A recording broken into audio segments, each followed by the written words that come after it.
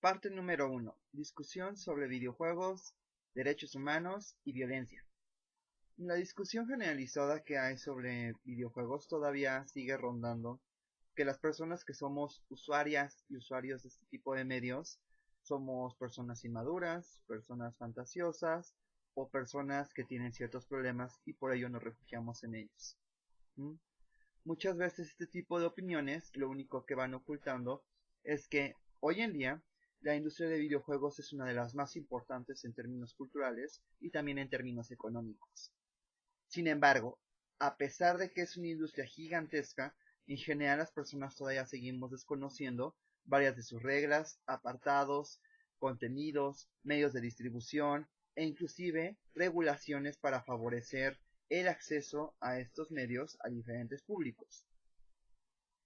Tras el tiroteo que sucedió en la ciudad de Torreón, el primero en manifestarse fue el gobernador de Coahuila, el cual comentó que una de las posibilidades y mayores responsabilidades de este tiroteo era la influencia de los videojuegos, especialmente uno llamado Natural Selection, una modificación, un juego más popular, pero que al final del día es un juego más o menos aislado, con cierto público, pero tampoco un gran esfuerzo comercial o un gran videojuego que sea referencia hoy en día de grandes públicos. Y la discusión que despertó desde este momento es en qué medida los videojuegos pueden influenciar a las personas. Han habido desde hace una serie de años una discusión muy fehaciente en pro y en contra de los videojuegos como conformadores de conducta, especialmente entre niñas, niños y adolescentes. Lo cierto es que muchos de estos estudios tienen conclusiones pues contrastantes. Por un lado hay estudios que mencionan a los videojuegos que sí generan mentalidades violentas, que aumentan la agresividad y que generan perfiles antisociales. Por el otro lado también tenemos investigaciones que hablan de los videojuegos como reforzadoras de conductas de vinculación humana, de esfuerzo y trabajo en equipo, de mayor atención y cuidado a los detalles, así como un refuerzo de las capacidades cerebrales en cuestiones de multitarea o de generar y apreciar contenidos desde diferentes posiciones valorativas. La primera invitación que yo haría con esta serie de videos es que, como toda investigación social, científica, inclusive de ciencias duras, biología, genética, ciencias de la conducta, psicología inclusive, hay que tomar todo como es un ejercicio de investigación valioso, pero delimitado por ciertos espacios y tiempos, delimitado por ciertas variables, y que muchas veces no contemplan las realidades específicas de las y los sujetos vinculados. Y entonces, con esto tendríamos que decir que sí es importante ver a los videojuegos como un espacio importante de socialización.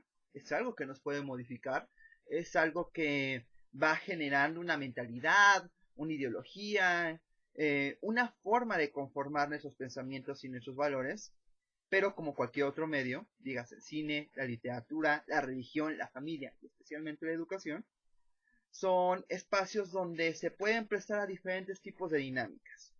En este sentido, los videojuegos son tan responsables o no como otros medios de socialización.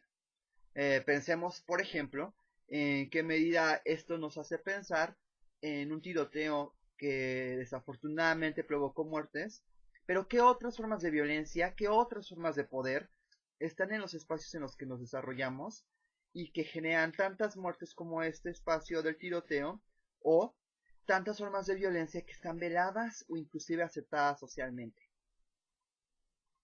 En este sentido, será muy importante entender toda la sociedad. Ahí yo concluyo en varias de las opiniones que he visto en redes sociales que no solamente es responsabilidad de padres, madres de familia, de profesorado, personal administrativo. Me parece que hay un esfuerzo necesario de generar una sociedad informada de cómo se utilizan los videojuegos, de cómo están dando mensajes políticos, inclusive mensajes de interés social, visiones sobre problemas que tenemos en el día a día, pero también evaluar en qué medida no tenemos la información suficiente para reconocerlos. Muchas personas opinarán, por ejemplo, que esto es muy del caso del contexto mexicano. Sin embargo, haciendo una evaluación rápida de noticias, nos hemos dado cuenta que, por ejemplo, Reino Unido inició una campaña para favorecer el control paternal y maternal de los videojuegos a niñas y niños, ¿no? Una de las conclusiones que tiene estos primeros diagnósticos de esta campaña es que escasamente el 20% de padres y madres de familia responsables del uso de videojuegos hacen uso de las funciones de control paternal o maternal de estos, ¿no?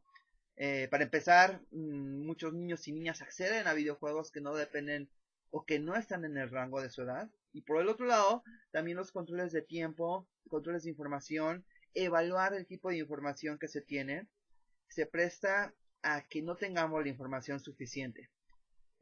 Para empezar, es importante decir que en general hay evaluaciones internacionales. En Estados Unidos existe la ESRB en español. En otras partes del mundo también habrán sus evaluaciones relacionadas a cuestiones de evaluación de edad, entre otro tipo de contenidos. Vamos a ver rápidamente en el siguiente video cómo funcionan este tipo de cosas.